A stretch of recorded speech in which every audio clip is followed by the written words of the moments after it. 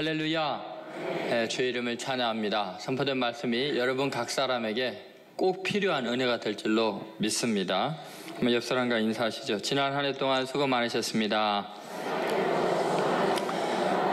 전쟁이 위협을 비롯해서 올 한 해 동안에 정말 많은 사건 사고가 있었습니다. 오늘 일일까지 믿음을 지키고 예배 자리에 나올 수 있게 하신 하나님께 큰 감사와 찬양과 영광의 박수를 올려드리겠습니다. 하나님 감사합니다. 주님을 찬양합니다. 감사합니다. 네, 오늘 말씀은 지혜로운 여인 한 사람이라는 제목입니다. 에드워드 킴볼이라는 사람이 시카고의 한 구두방에 들어갔습니다. 그리고 구두를 고치기 전에 고치는 그 청년에게 복음을 전했습니다. 그 자리에서 예수님을 영접했습니다. 네, 그 구두 수성공이 미국 교회 역사에 가장 위대한 부흥을 일으켰던 D.L. 무디였습니다. 스코틀랜드의 한 교회에서 일주일 동안 부흥회가 열렸습니다.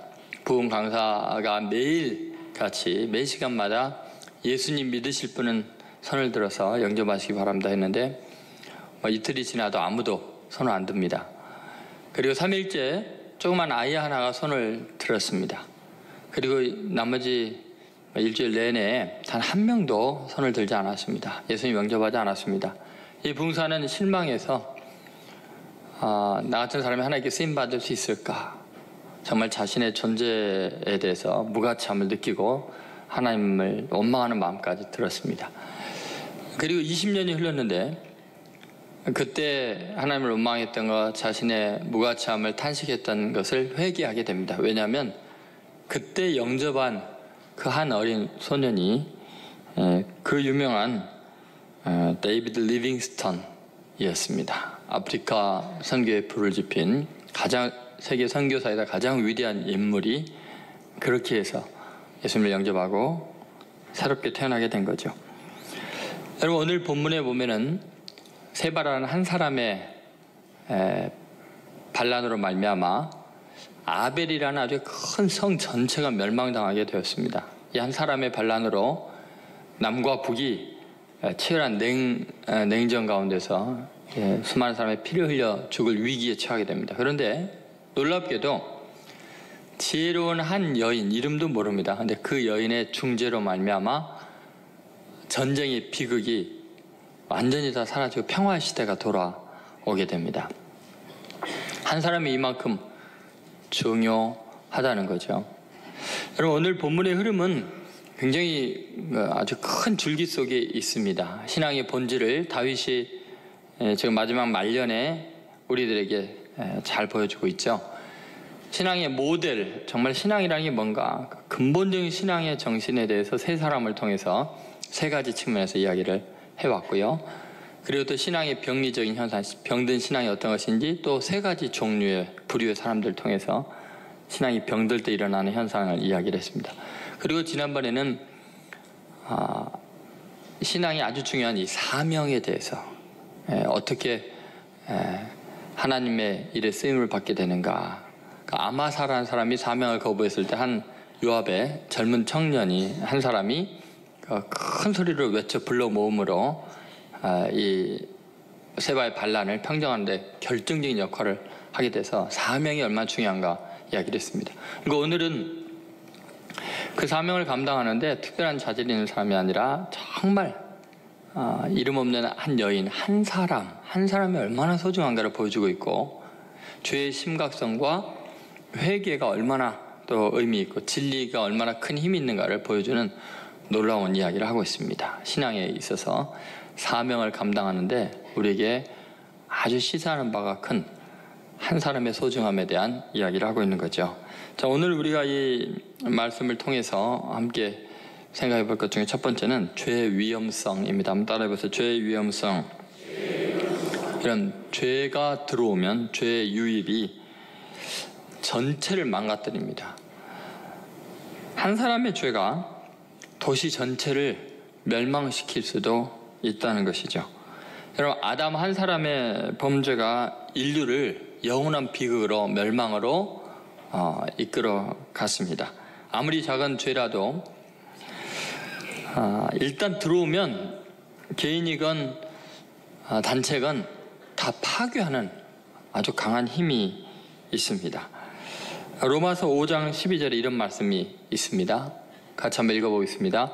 그러므로 한 사람으로 말미암아 죄가 세상에 들어오고 죄로 말미암아 사망에 들어왔나니 이와 같이 모든 사람이 죄를 지었으므로 사망이 모든 사람에게 이르렀느니라. 여기 보면 한 사람으로 말미암아 죄가 세상에 들어왔는데 사망이 어디에 이르러요?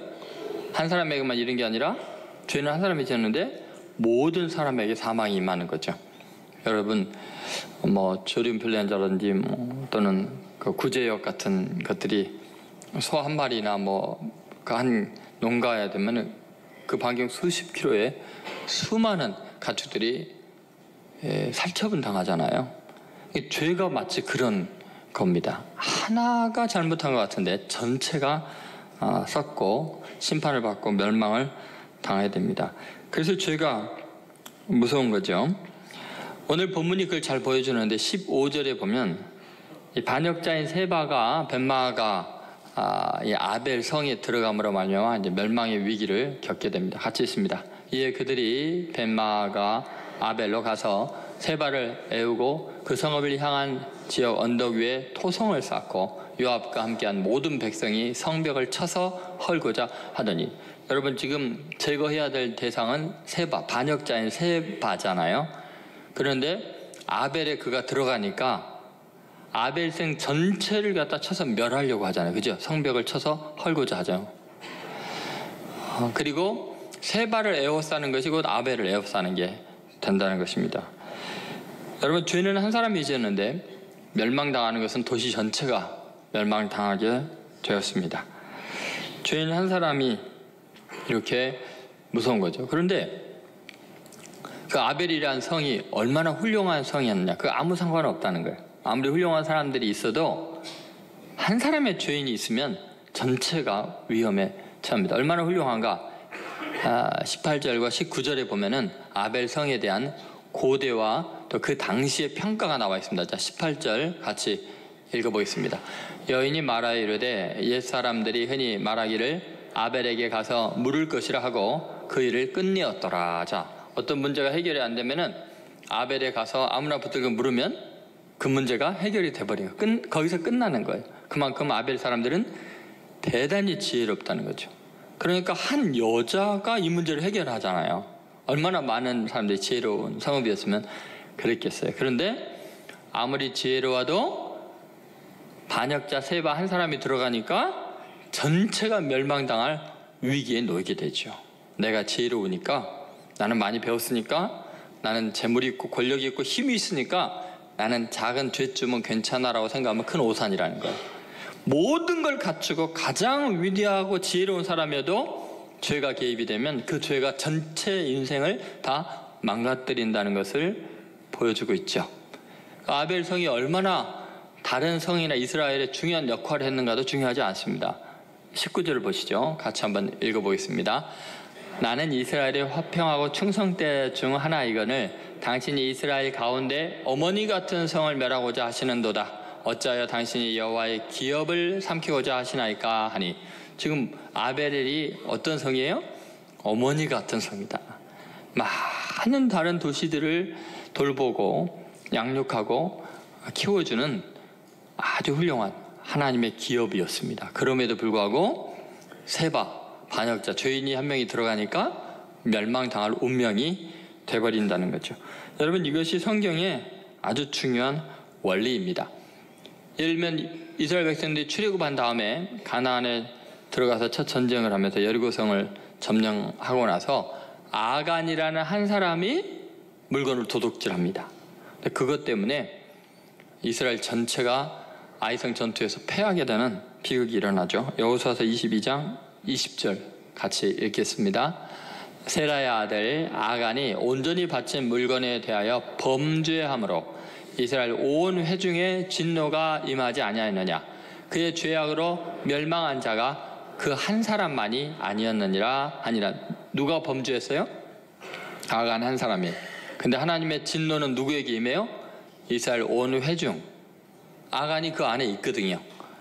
그의 죄악으로 멸망한 자는 그 한 사람만이 아니었느니라 그러잖아요. 성경의 원리는 명백합니다. 그 아간과 속한 모든 무리들을 빼내서 제거하기 전까지는 그 성읍 전체가, 이스라엘 전체가 하나님의 진노의 대상이 되는 것과 똑같은 원리입니다. 계속해서 동일하게 그 사건들이 반복이 되고 있습니다. 여러분, 이것이 신앙과 죄의 특성을 지금 그림처럼 보여주고 있는 거예요. 여러분, 우리가 신앙은 이게 수학적인 계산으로 되는 게 아니에요. 굉장히 중요한 영적인 영향력이에요. 그리고 공동체성이 굉장히 강합니다. 나 홀로 구원받는 그런 예들은 없어요. 한 사람이 잘못하면 다 망하는 그 위험 속에 있습니다. 여러분, 아무리 훌륭한 사람이어도 또 다른 사람의 옳고 그름을 판단해주고 다른 사람의 교훈을 주고 바른 길로 인도하는 사람이어도 또 다른 사람을 보호하고 양육하고 도와주고 수많은 선한 일을 많이 한 사람일지라도 그 사람의 생애 속에 한두 가지 죄가 있으면 그 모든 것들은 아무 의미가 없어요. 그냥 죄인인 거예요. 여러분, 십계명이 있어요? 다 지켜도 그 중에 한 가지 범하면 죄인이에요. 그죠? 하나님의 진노의 대상이 되는 것과 마찬가지예요. 아무리 많은 의인들이 있어도 그 안에 범죄자가 들어가면은 그 죄의 감염이 쉽게 돼버립니다. 그냥 멸망으로 치닫게 됩니다. 이것이 굉장히 무서운 이야기입니다. 그래서 우리 인생에서 우리가 지금 만나서 사람들과 이야기하고 또 뭐 잘못된 상처를 주고받고 이런 너와 나의 작은 이야기인 것 같지만 그것이 우리가 속한 공동체 전체를 파괴하는 사탄의 방법이 될 수 있습니다. 그뿐만 아니라 나라와 세계를 지옥으로 만드는 어마어마한 죄의 영향력에 사로잡힐 수 있습니다. 예를 들어 볼까요? 여러분, 아돌프 히틀러가 어떻게 그렇게 인류 가운데 참혹한 일을 저질렀을까요? 어떻게 인간이 그럴 수 있을까요? 실제로 아돌프 히틀러는 꽃을 사랑하고 새와 짐승들을 또 애완용 동물들을 굉장히 사랑하는 감수성이 예민한 소년이었습니다. 시도 잘 짓고 그림도 잘 그리는 사람이었습니다. 근데 어떻게 그런 일이 있을까요? 크루트 교수가 유대인과 아돌프 히틀러라는 논문을 썼는데 그 논문에 이 히틀러가 유대인을 증오하게 된 아주 작은 사건, 그것이 결정적인 원인이 된 세 가지를 논문에 밝히고 있습니다. 그 한 가지는 어머니와 유대인의 관계입니다. 어머니가, 아버지는 물론 이제 어렸을 때 일찍 돌아가셨고 어머니가 유방암에 걸려서 의사가 찾아오게 되는데 그 의사와 불륜 관계가 맺어지는데 그 의사가 유대인이었어요. 어린 히틀러가 유대인에 대한 증오심에 불이 붙게 되죠. 그리고 그가 좀 자라서 워낙 미술을, 그림을 잘 그려서 세계적인 화가의 바늘에 올라갈 정도로 그림이 뛰어납니다. 그래서 비엔나에 가서 미술대학에 들어가서 이제 미술 평생 이제 전공하려고 작가가 되려고 했는데 시험을 보는데 계속 떨어지는 거예요. 근데 나중에 알고 보니까 그 심사위원 7명 중에 4명이 유태인인 걸 알게 돼요.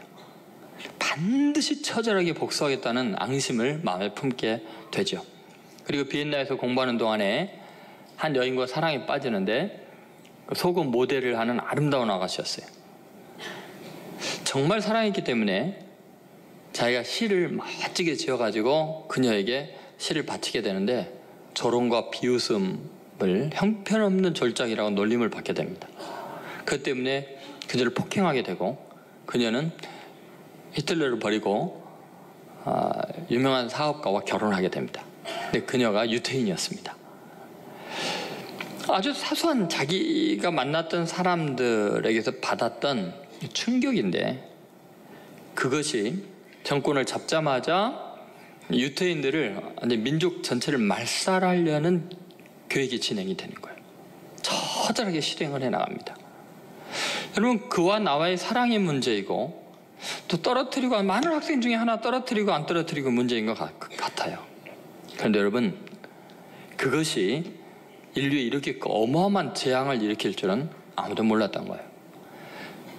여러분이 일상에 그동안 살아왔던 일상의 삶에서 내 욕망과 내 욕심 때문에 대수롭지 않게 생각하고 이게 내 문제라고 생각하고 말하고 행동하고 범죄한 것이 여러분의 가정을 파괴할 뿐만 아니라 우리 민족 전체를 위기로 몰아넣을 수도 있다는 거예요.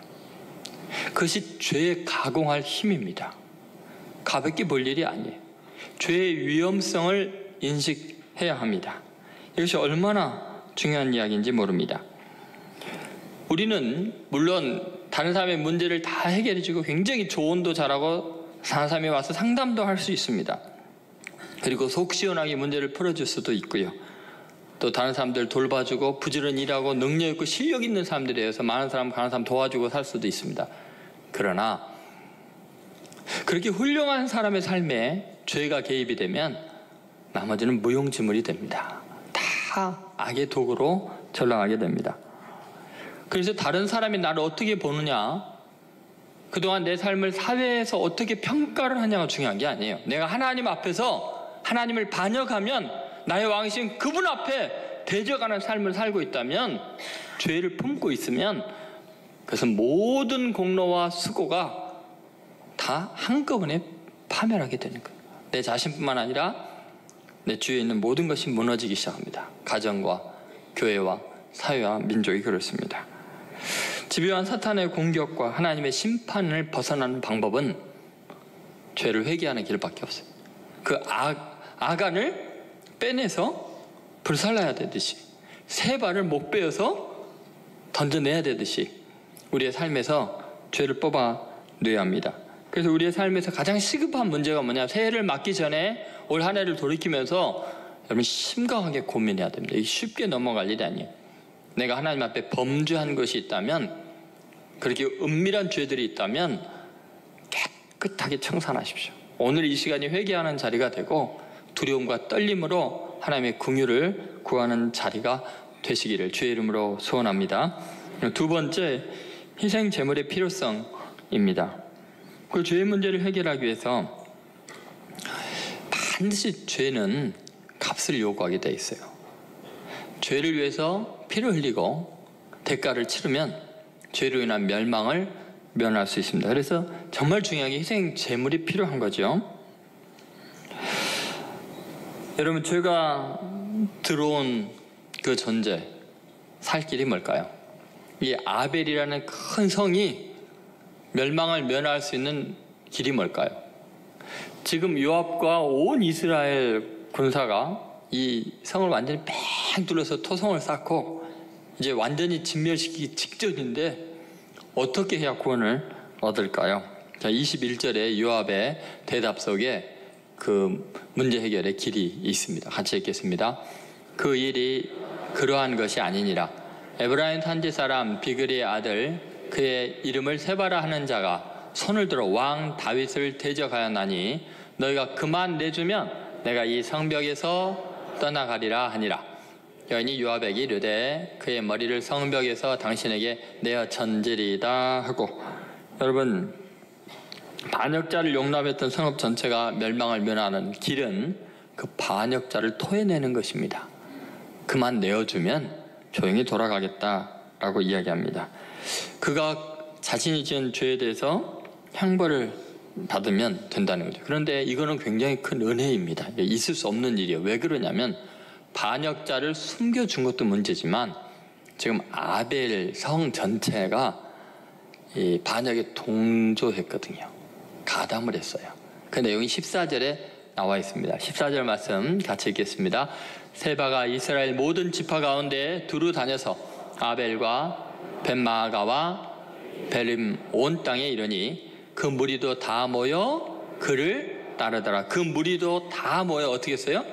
그를 따랐다는 건 뭐예요? 반역에 동참하고 반역자들이 되었다는 거예요.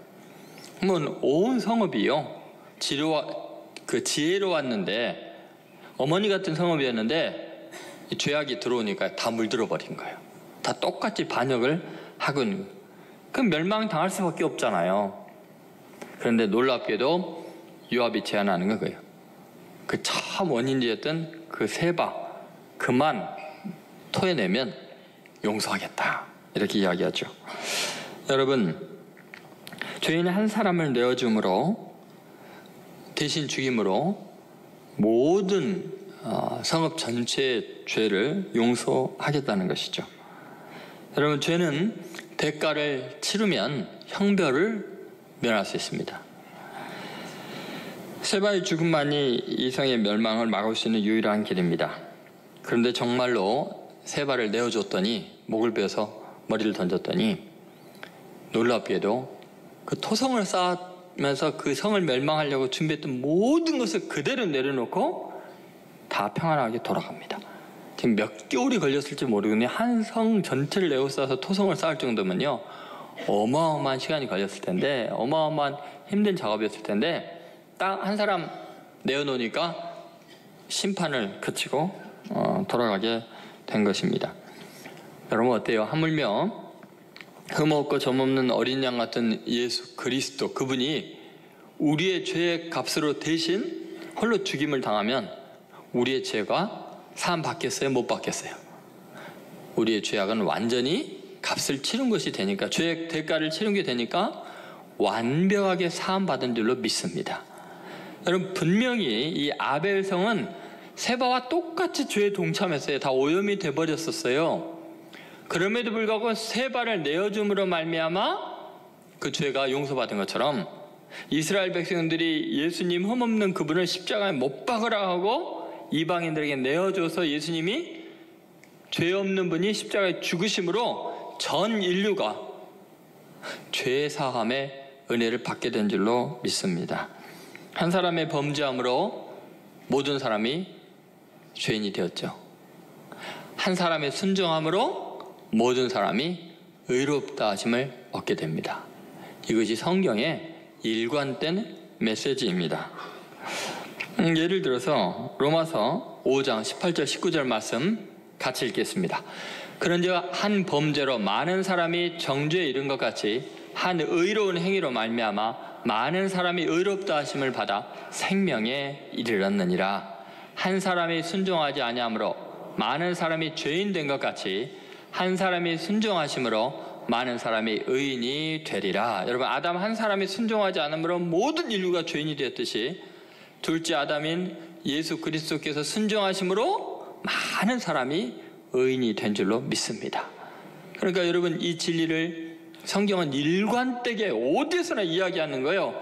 그래서 나는 죽을 수밖에 없는 운명일지라도 예수 그리스도께서 내 죄를 위해서 죄값을 치르기 위해서 내어줌이 되어서 십자가에서 처참하게 죽임을 당하고 피를 흘리셔서 죄의 값을 다 해결함으로 나는 완전히 죄에서 자유케 됐다는 것을 믿으시기 바랍니다. 로마서 5장 15절 말씀에 분명히 그렇게 이야기를 하고 있습니다. 자, 한번 같이 읽어보겠습니다. 그러나 이 은사는 그 범죄와 같지 아니하니 곧 한 사람의 범죄를 인하여 많은 사람이 죽었은지요 더 하나님의 은혜와 또한 한 사람 예수 그리스도의 은혜로 말미암은 선물 입은 많은 사람에게 넘쳤느니라. 여러분, 그렇겠죠. 세바 한 사람 때문에 다 죽을 뻔했는데 예수님 한 분 때문에 다 살게 될 줄로 믿습니다. 여러분, 우리는 꼭 이 진리를 잊지 마십시오. 우리는 그리스도 예수의 공로로 구원을 완벽하게 받게 된 줄로 믿습니다. 이 시대가 지금 죄악이 너무나 많죠. 근데 지금 뉴스에서 우리가 들려오는 그 참혹한 일들을 보면요, 입에 담기도 두려울 정도로 죄가 너무 관영합니다. 부모가 자식을, 또 자식이 부모를 죽이고, 그리고 이데올로기가 신앙보다 우위에 있어가지고 극단적인 증오심으로 가득해 있고요. 이건 뭐 해결할 방법이 없을 만큼 좌와 우로 진영으로 나눠져서 한쪽을 몰살하려고 하고, 자체적으로 죄의 오염에 대해서요 정상적인 생각이 불가능합니다. 나와 함께 피를 나눈 한 동포이고 불쌍한 사람이고 나와 다를 바 없는 죄인에 불과한 것을 전혀 인식하지 못하고요, 서로 죽이려고 하고 저주하고 증오하는 것으로 다들 나름의 의를 가지고 그 짓을 하고 있습니다. 여러분, 이게 해결할 방법이 있을 것 같습니까? 예수 그리스도의 십자가의 보혈의 능력이 그 한 분의 죽으심으로 우리의 모든 죄가 아무리 흉악해도 용서받은 걸 믿는 믿음 밖에는 화해의 방법이 없습니다. 치유의 방법이 없습니다. 오직 복음 밖에는 살 길이 없습니다. 여러분, 그것이 은혜입니다. 많은 사람이 범죄했을지라도 한 사람의 내어줌으로 우리가 단번에 영원히 의롭게 되는 이 하나님의 진리, 이것을 꼭 믿으시기를 주의 이름으로 소원합니다. 세 번째, 중재자의 지혜입니다. 여러분, 이런 놀라운 그 진리가 선포가 될 때 어마어마한 일이 나는데, 이 진리를 깨닫고 선포하는 한 여인의 지혜가 그 도시 전체를 살린 거죠. 아무리 이러한 살 길이 있어도 그것을 깨닫고 선포하고 그것을 중재하는 이가 없었으면 그런 일이 일어날 수가 없었을 것입니다. 여러분, 이 여인의 그 지혜로운 중재로 말미암아, 선포로 말미암아 그 도시 전체가 구원받은 이야기가 22절에 나와 있습니다. 자, 22절 말씀 같이 읽겠습니다. 이에 여인이 그의 지혜를 가지고 모든 백성에게 나아가매 그들이 비그리 아들 세바의 머리를 베어 요압에게 던진지라. 이에 요압이 나팔을 불매 무리가 흩어져 성읍에서 물러나 각기 장막으로 돌아가고 요압은 예루살렘에 돌아와 왕에게 나아가니라. 여러분, 이스라엘 12지파가 큰 내전을 겪을 뻔했습니다. 서로 죽이는 이 정말 참혹한 일이 계속해서 반복이 될 뻔했습니다. 이때 내전이 일어났으면요, 이스라엘은 끝입니다. 너무나 큰 상처들을 받게 됐을 거예요. 전쟁의 참혹한 비극이 지금 바로 곧 일어나기 직전에 한 여인이 중재를 한 거죠. 여러분, 지금 우리나라 보세요. 전 세계에서 가장 위험한 지역이죠. 지금 이 아벨 성처럼 전쟁 발발 직전이죠. 언제 핵이 공격이 있을지, 언제 트럼프가 명령할지, 중국의 이 적대적인 것, 일본의 호전성, 이 모든 주의가 정말 하나님의 심판이 시행되기 직전까지 가 있는 위험한 상황이죠. 정말 하나님의 은혜로 오래 전쟁이 일어나지 않고 여기까지 이른 것이 기적 중에 기적입니다. 우리에게 기회를 주는 거죠. 그런데 여러분, 그 전쟁의 위협에서 놀라운 일이 일어났는데 한 여인이 이름이 없어요. 그냥 평범한 여자예요. 온 이스라엘 백성에게 외치는 그 진리의 말 때문에, 이 구원의 원리 때문에 놀랍게도 화해가 일어나는 거예요. 그 극단적인 원수들이 다 집으로 돌아가고 평안히 가게 되고 요압도 왕 앞에 나아갈 수 있는 기회를 얻게 됩니다. 여러분, 이 전쟁의 참혹한 이 비극을 막은 것은 막강한 전력도 아니고요, 어마어마한 군사력도 아니에요. 한 여인이 근본적인 이 갈등의 원인을 깨닫고 묻고 요압장에 물어보고 그것을 성경적인 원리로 진리대로 선포함으로 말미암아 진리 자체가 힘이 있어서, 어떤 무기보다 힘이 있어서 신경이 모든 사람으로 하여금 평화하게 하는 거예요. 각기 장막으로 돌아가게 하는 거예요. 증오심이 다 녹아내리게 하는 거죠. 여러분, 이게 얼마나 놀라운 이야기인지 모릅니다. 여러분, 극단적인 갈등을 해결하는 방법은 힘의 논리가 아닙니다. 진리의 여부입니다. 진리를 깨달으면 사람들의 마음이 평화로워집니다. 여러분, 이 여인은 아벨 성과 요압의 군사 사이에 근본적인 문제가 무엇인가를 묻고 파헤쳤습니다. 그리고 그것을 제거하는 것이 사의 길임을 사람들에게 큰 소리로 이스라엘 모든 백성에게 고했습니다. 그리고 비그리의 아들 세바만 처단하면 구원의 길이 열릴 것인 것을 알렸습니다. 그러나 한 사람의 이름 없는 이 여인이 그 내용, 진리를 선포함으로 이런 일이 일어난 거죠. 여러분, 늘 그랬었습니다. 역사의 위대한 일은 많은 사람의 힘이나 무기로 되는 게 아니고요, 하나님이 사용하는 진리를 알고 있는 한 사람에 의해서 어마어마한 구원의 역사가 일어나게 됩니다. 우리가 지난번에도 봤지만 마아가가 큰 소리를 외쳐 불러 모으라고 명령을 받고 사명을 받았는데 그걸 거절하니까 요압 장군의 한 젊은이가, 이름 없는 사람이 마아가의 아마샤의 시체 앞에서 큰 소리로 다리를 위하라고 이야기를 함으로 말미암아 이 모든 것이 지금 잘 해결이 된 것과 똑같은 이치입니다. 무수한 사람의 생명을 구원하는 일은 능력 있는, 힘 있는, 권력 있는 유명한 사람이 행하는 것이 아닙니다. 여러분, 정말 중요한 게 뭐냐? 진리를 알면 진리가 내 자신을 자유케 할 뿐만 아니라 내가 속한 모든 것을 자유케 하는 놀라운 능력이 있는 줄로 믿습니다. 진리의 힘이죠. 여러분, 자, 세바를 처단할 때 이 여인이 세바와 싸워갖고 세바의 목을 자기가 뱉나요? 전혀 그렇잖아요. 그녀는 세바의 목에 손을 댄 게 아니에요. 세바와 힘을 겨루고 논쟁을 해서 이긴 것도 아니에요. 그녀는요, 깊은 진리를 탐구했고 묻고 찾아서 그것을 온 백성에게 진리를 선포했을 뿐인데 진리 자체가 어마어마한 힘이 있는 거예요. 그래서 그 시대를 구원하는 놀라운 역사를 이루는 거죠. 전쟁의 먹구름이 물러가고 평안과 구원의 새로운 시대가 열리게 됩니다. 여러분, 이 시대도 마찬가지예요. 여러분, 믿습니까? 지금 아무리 위기가 있고 그래도요, 정말 진리를 깨닫는 사람이 진리를 외치기 시작할 때 기적 같은 일이 일어납니다. 그렇게 토성을 쌓고 곧 전쟁이 일어날 것 같았는데 다 돌아가잖아요. 저는 우리의 진정한 왕이신 하나님과 이 땅의 죄악으로 죽어가는 백성들 사이에서 진리를 외치는 사람이 누구입니까? 여러분, 그것이 가장 위대한 삶입니다. 예를 들어서 이사야서 40장 6절 9절에 보면 여기 진리를 외치는 그 삶이 얼마나 위대한가 나와 있습니다. 같이 한번 읽어보도록 하겠습니다.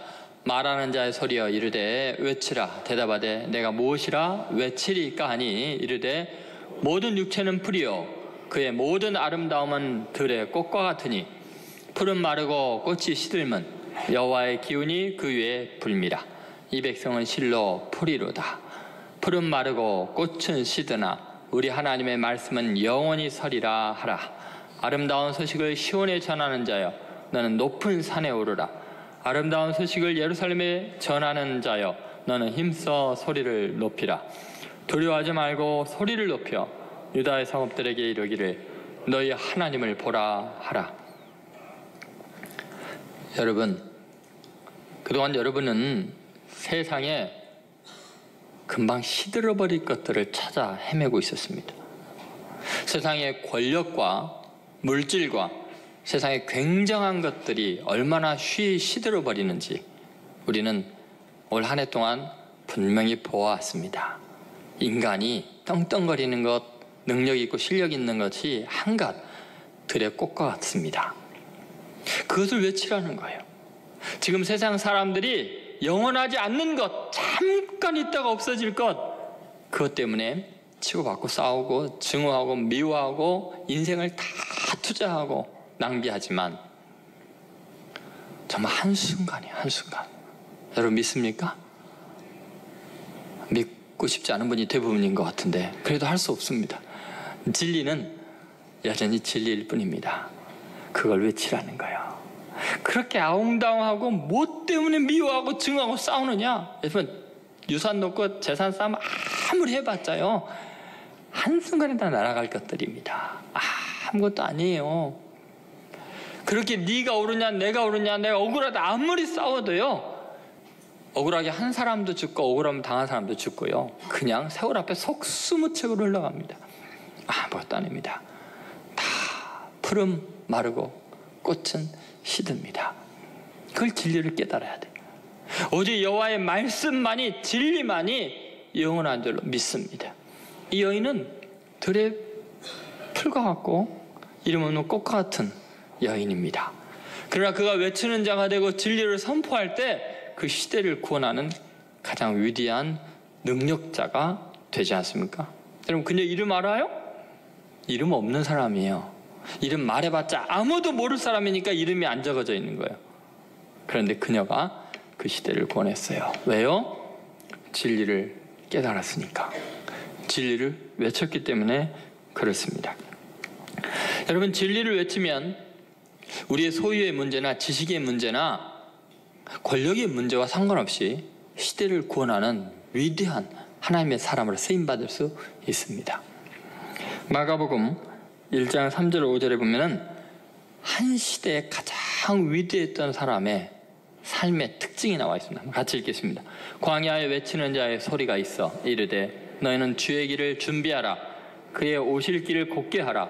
기록된 것과 같이 세례 요한이 광야에 이르러 죄사함을 받게 하는 회개의 세례를 전파하니 온 유대 지방과 예루살렘 사람이 다 나아가 자기 죄를 자복하고 요단강에서 그에게 세례를 받더라.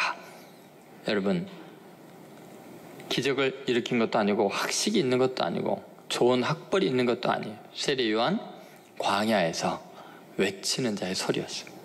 진리를 간증하고 외치니까 남녀노소 주의고하고 상관없이 다 나와서 그에게 죄를 자복하고 회개함으로 하나님과의 관계를 회복하고 시대가 구원받고 하나님께 위대한 사람으로 인정을 받게 되지요. 여러분, 이제 새해가 다가오고 있습니다. 이제 불과 몇 시간 안에 죄의 심각성을 오늘 깨달았다면 죄를 뿌리채 뽑아서 자복하고 회개하십시오. 그리고 예수 그리스도의 보혈의 능력이, 그분의 희생이 내 죄를 완전히 도말하고 내 원수의 죄까지 다 사한 것을 믿으시기 바랍니다.